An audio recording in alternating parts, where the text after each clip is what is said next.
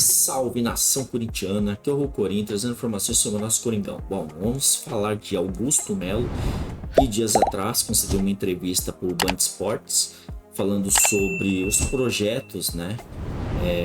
Caso ele seja presidente em novembro, o que ele pensa do clube, sobre a economia, sobre as ameaças que ele vem tendo, né?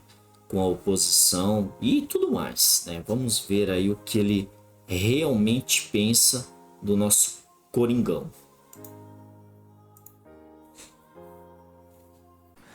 Muito boa tarde, Augusto. Muito obrigado por participar com a gente aqui. Muito importante estar nesse momento importante do Corinthians, a sua presença aqui. E eu começo perguntando para você, se você for eleito, o Mano Menezes será o técnico do Corinthians? Boa tarde, Cirone, Marília, Arnaldo, Paulo. É um prazer, obrigado pela oportunidade da gente poder esclarecer nossas propostas, qualquer dúvida que os seus ouvintes podem, qualquer dúvida que tenha, né? É sempre um prazer e obrigado pela oportunidade. Muito bom esclarecer esse tipo de coisa, porque esse pessoal da situação, eles vêm jogando de uma tal forma para nos tentar prejudicar. Foi feito alguns cortes nesse sentido, né? De que o Augusto não trabalharia com o Mano, o Augusto não gosta do Mano. Ao contrário, eu acho um excelente treinador, é um treinador que sabe montar uma equipe.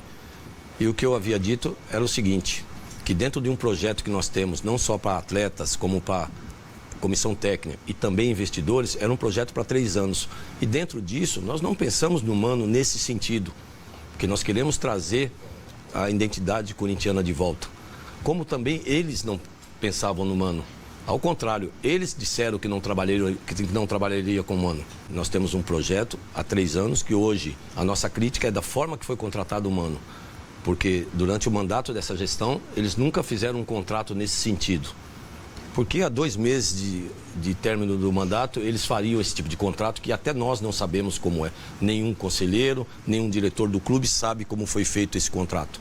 Então, esse é o nosso questionamento. Mas, ao contrário, dentro desse projeto, se Deus quiser, o Mano bem, vai nos levar numa pontuação máxima, se Deus quiser, para que a gente possa, já o ano que vem, participar de Copa do Brasil, de Libertadores, para a gente já ter uma receita melhor, pensar no próximo presidente, que eu espero que é assim que eles pensem, e dentro disso, sim, sentar com o Mano e aí montar um planejamento para 3 anos, que é essa a nossa proposta.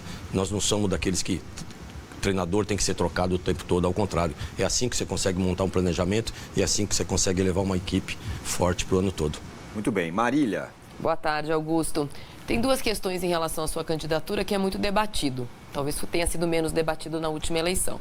Primeira, a sua possibilidade de pleitear esse cargo e homologar a sua chapa por conta da sua condenação em 2015.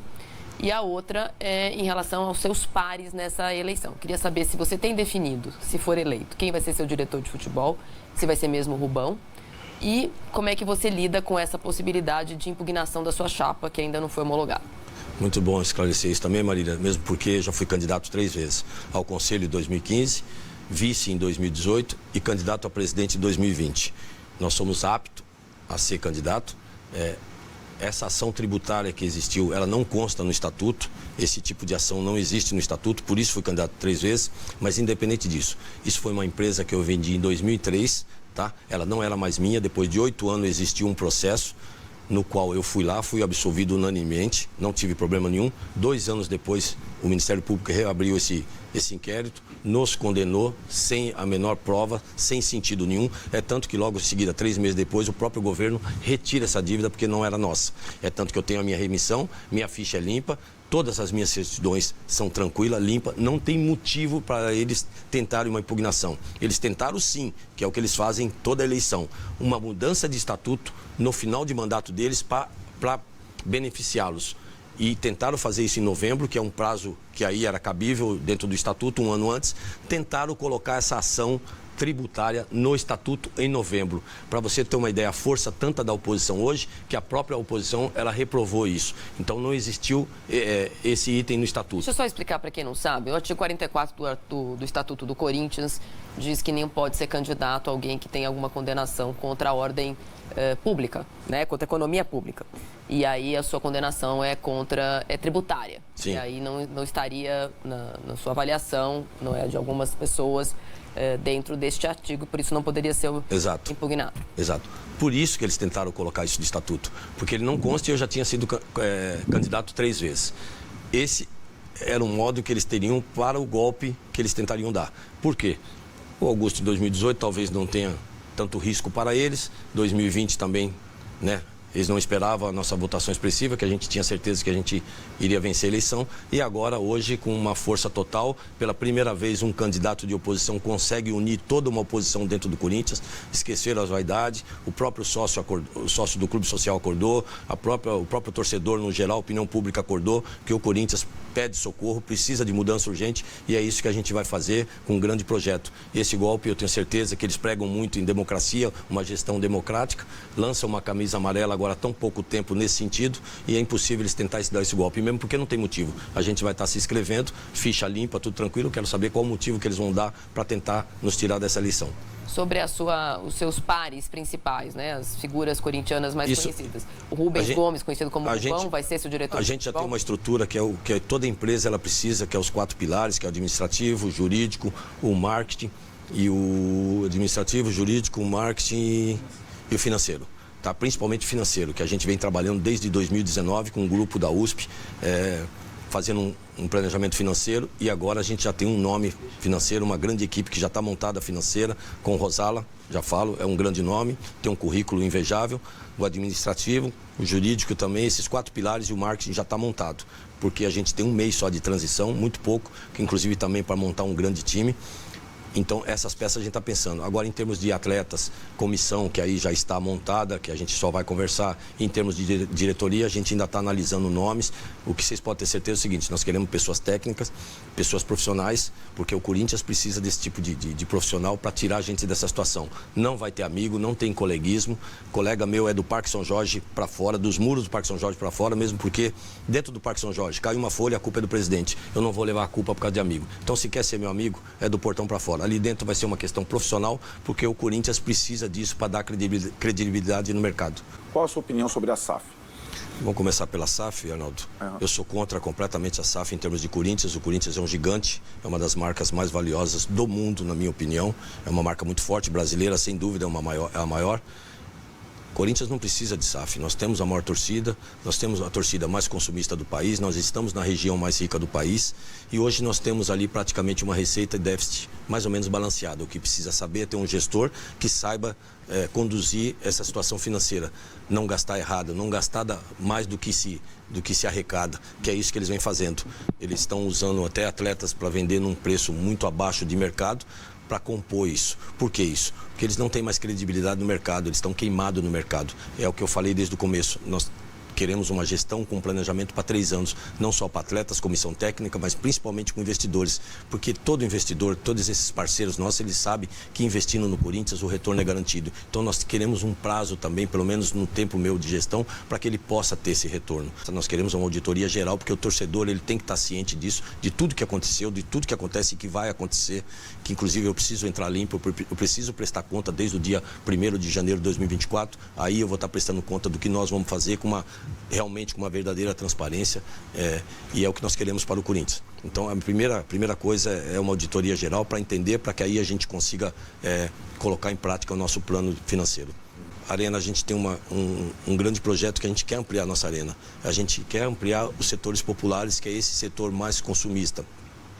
E é esse popular que faz com que essa marca seja valiosa, com que essa marca seja grande, e é esse popular que traz esse retorno para o investidor. Seria a marca, nós queremos ampliar a Arena, já estamos conversando com 2 grandes empresas nesse sentido, por uma troca de propriedade, não na nossa Arena, numa outra propriedade que vocês vão estar sabendo a partir do começo de novembro. Ampliar, se diz aumentar a capacidade? Aumentar a capacidade para 68 mil lugares.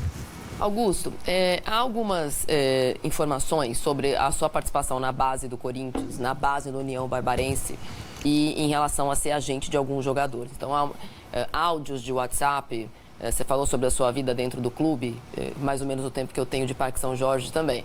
Então, os áudios dos conselheiros, o que você já falou ou não falou sobre o Matheus Araújo, por exemplo, se você é ou não é agente do jogador, se você tem jogadores na base, como é que foi que você saiu da base do Corinthians, você já esteve lá durante a gestão do Roberto de Andrade, e a base do Corinthians é uma caixa preta. São muitas informações e nenhuma delas colorida, né? São informações muito ruins. Então, eu queria que você aproveitasse o espaço para falar se você é agente de jogador, de qual jogador, e sobre essa última denúncia de racismo em relação à funcionária da União Barbarense. Que ótima essa pergunta, é o meio de esclarecer. Não sou empresário de jogador nenhum, nunca tive jogador. Traga alguma família, algum empresário, alguém e prove para mim que algum dia eu fui empresário de algum jogador. Ao contrário, Marília. Quando eles me colocaram na base, quando eu fui, até falam, poxa, ele era da situação. Era no sentido que eu acabei de falar. Eu sempre participei do clube, sempre trabalhei para a família. Sempre joguei futebol e através disso eu arrastava voto. Até então era tudo cargos que não tinha relevância. Você não participa da administração, então você não sabe o que está acontecendo lá em cima. A partir do momento que me colocaram na base, que inclusive eu recusei 3 convites do próprio presidente, do próprio diretor-geral e acabei aceitando... Na época do Roberto de Andrade. Na época do Roberto de Andrade, em 2015. Acabei aceitando o convite através do Dr. Jorge Calil, que era um grande amigo meu, e na época insistiu, poxa, Augusto, ele era vice-presidente, eu preciso de alguém de confiança na base, porque a base tem isso, tem aquilo, e você é um cara que entende, foi jogador e, além de tudo, conhece o clube. Ok, acabei aceitando, fui conversar com a família, não tem nenhum tipo de problema, a família aprovou e assumi a base. Por incrível que pareça, quando nós assumimos a base, para você ter uma ideia, a minha equipe de sub-17, ela tinha 68 atletas. E eu chamei o treinador, comecei a questionar, porque eu comecei a participar do treino. Eu chegava primeiro que os treinadores. E comecei a ver um ou outro treinando separado, um ou outro. O que está acontecendo? Ah, esse é de tal pessoa, esse é de tal empresa, esse... Não, então tem condição? Não. Então começa, poxa, mas é conselheiro. Não importa, eu também sou conselheiro. E outra, eu fui eleito pelo sócio do clube. Então ninguém me tira daqui. Então eu vou bater de frente. É tanto que eu comecei a eliminar todo mundo e ninguém questionou nada. Deixamos uma equipe redondinha com 30 atletas. Fomos campeão de tudo que você imagina de base. Campeão do mundo em cima do Barcelona lá. O único título da Copa do Brasil em 113 anos do Corinthians foi na nossa gestão. Em menos de 6 meses, de 2.800.000 de folha salarial do clube, nós deixamos a 1.300.000 e no final a 970.000 mês. Foi eu que aluguei esse alojamento. Foi eu o mentor para acabar a parceria do Flamenguinho de Guarulhos, que consumia quase 600 mil reais nossos por mês. Isso está em ata do Conselho. Mandamos 299 pessoas embora, enxugamos a base com uma folha salarial super enxuta de 970 mil reais, ganhando tudo que você imagina, e foi a gestão que mais formou atleta profissional. Ou seja, isso é autonomia do próprio Roberto, porque veio a especulação, o André está pedindo a sua cabeça, mas peraí, eu estou pedindo a minha cabeça por quê? Estou fazendo bem para o Corinthians. Não, mas não quer, não sei o quê, fui até o Roberto. Roberto falou, Augusto, quem manda aqui sou eu, e você está fazendo um excelente trabalho, daqui para frente você presta conta a mim. Ou seja, passei à frente do diretor-geral e começamos a tomar conta de tudo. Se eu tivesse alguma coisa para botar alguém lá dentro, eu botava nessa época, Marília, que eu mandava e desmandava. Ali eu poderia ter ganho. Aliás, o contrato do Pedrinho foi nós que fizemos, do Maico, Pedro Henrique, Carlos Augusto, 100%. Como muita gente lá teve porcentagem de atleta, Marília, eu, se eu quisesse, eu poderia ter uns 10% do Pedrinho. Se eu fosse algum dirigente vagabundo, com perdão da palavra, eu poderia ter pego porcentagem de jogador, como muitos faziam lá. Ao contrário, manda ver se acha alguma coisa na base minha de 2015 a 2017 que eu trabalhei para o Corinthians, mais de 2 anos. Foi eu que entreguei meu cargo, foi eu que denunciei os escândalos da base. Contra o racismo, a dona Cida, tia Cida, é o que a gente chamava ela de negrona carinhosamente. Não tem nada a ver com isso. Ao contrário, meu telefone é grampeado, rastreado, em todos os sentidos. Eles estão editando fita para tentar... Já tentaram de tudo na minha vida. Tentaram me tirar do cargo, tentaram me tirar da candidatura, com ameaças de droga dentro do meu carro, que eu sou bancado pelo crime organizado, que eu sou empresário de jogador, que agora eu tenho jogador no Palmeiras, tenho um jogador no São Paulo, tenho um jogador no São Bernardo, tenho um jogador... Quer dizer, poxa, eu tenho um jogador... Eles tentam manchar a nossa imagem de tudo quanto é jeito. Nada disso colou. Por que isso? Porque o Augusto hoje tem chance de ganhar a eleição. Prova, é simples, vem, prova alguma coisa, eu retiro minha candidatura e vou embora. Ficou a primeira parte, são 2 partes, da entrevista aí do Augusto Melo. Bom, pelo que dá pra ver, né, óbvio que eles estão fazendo sacanagem com esse possível presidente. O fato é que, bom, pior do que essa chapa aí, renovação e transparência, não tem como ser, né? Mas o fato é que, assim, por cima dá pra ver que realmente ele tem boas ideias, ele é um cara do bem, né? Esperamos aí que ele seja votado aí em novembro e que levante o nosso Coringão, né? Bom, agradeço a vinda, desejo uma boa semana a todos, agradeço a vinda, senta o dedo no like, se inscrevam e até a próxima. Valeu, fui!